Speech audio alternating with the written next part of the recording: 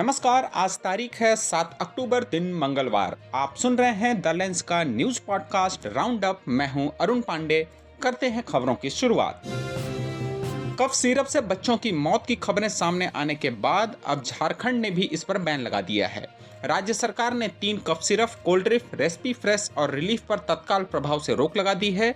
स्वास्थ्य विभाग के अतिरिक्त मुख्य सचिव अजय कुमार सिंह ने बताया कि केंद्रीय स्वास्थ्य मंत्रालय के निर्देश पर राज्य औषधि नियंत्रण निदेशालय ने इन सिरप की बिक्री, खरीद और उपयोग पर प्रतिबंध लगाने की अधिसूचना जारी की। वहीं इस मामले को लेकर कांग्रेस ने भाजपा सरकार पर गंभीर आरोप लगाए। कांग्रेस नेताओं टीकन राम जूली, उमंग सिंगार ने दवाओं की खरीद में भारी भ्रष्टाचार का दावा करते हुए न्यायिक जांच की मांग की। मध्य प्रदेश के छिंदवाड़ा में कफ सिरप से 16 बच्चों की मौत का दावा किया गया है। सिंगार ने सरकार पर कार्रवाई न करने और सिरप बनाने वाली कंपनी को क्लीन चिट देने का आरोप लगाया। उन्होंने आदिवासी क्षेत्रों में दवा कंपनियों और सरकार के गठजोड़ पर भी सवाल उठाए।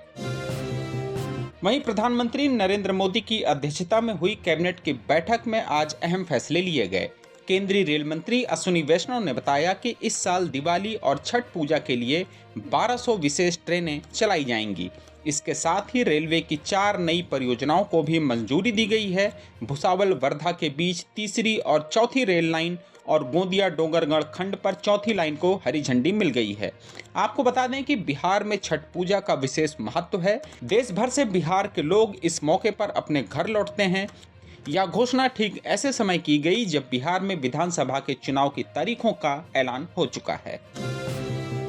सुप्रीम कोर्ट के मुख्य न्यायाधीश जस्टिस बी.आर. गवई पर जूता फेंकने की असफल कोशिश की घटना के एक दिन के बाद आज प्रधानमंत्री नरेंद्र मोदी ने उनसे फोन पर बात की। इस बातचीत के बाद प्रधानमंत्री ने एक्स पर लिखा, मुख्य न्यायाधीश पर हमले से हर भारतीय में गुस्सा है। हमारे समाज में ऐसे निंदनीय कृत्यों की कोई जगह नहीं है। आपको बता दें कि सोमवार को 71 साल के वकील राकेश कुमार ने जस्टिस गवई पर जूता फेंकने की असफल कोशिश की थी, जिसके बाद आरोपी को हिरासत में लिया गया, लेकिन सुप्रीम कोर्ट रजिस्ट्रार ने कानूनी कार्रवाई से इनकार कर दिया और वकील को रिहा कर दिया गया था। उधर शेयर बाजार में मंगलवार को भी तेजी का सिलसिला जारी रहा। बीएसई सेंसेक्स लगातार चौथे दिन चढ़कर 136.63 अंकों की बढ़त के साथ 81,926 पर बंद हुआ। दिन भर उतार चढ़ाव के बाद सेंसेक्स भी 82,309 के उच्च स्तर पर पहुंच गया, लेकिन 81,787.48 तक भी लुढ़का। फिर भी बाजार ने मजबूती दिखाई और निवेशकों का भरोसा कायम रहा।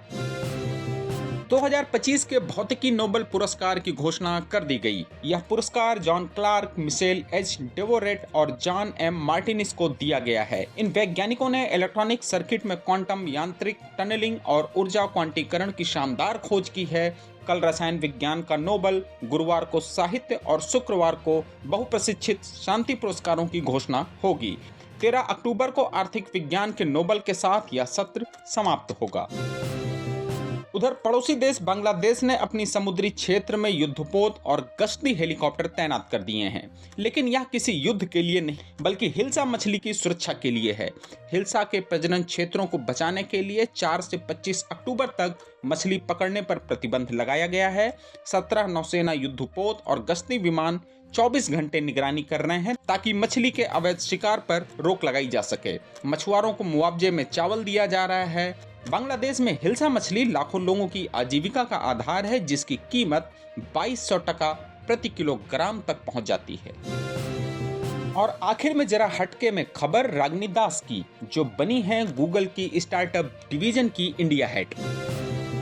सोचिए, आप अपनी ड्रीम कंपनी में नौकरी के लिए इंटरव्यू देते हैं, लेकिन आखिरी राउंड में रिजेक्ट हो जाते हैं, मगर 12 साल बाद वही कंपनी आपको अपने स्टार्टअप डिवीजन का हेड बना दे। जी हाँ, ये है रागिनी दास की प्रेरणादायक कहानी। चेन्नई के चेट्टीनाड विद्याश्रम से पढ़ाई, लैंकेस्टर यूनिवर्सिटी से बिजनेस एडमिनिस्ट्रेशन की डिग्री और जोमेटो में 6 साल का शानदार अनुभव। रागिनी ने हर कदम पर खुद को साबित किया।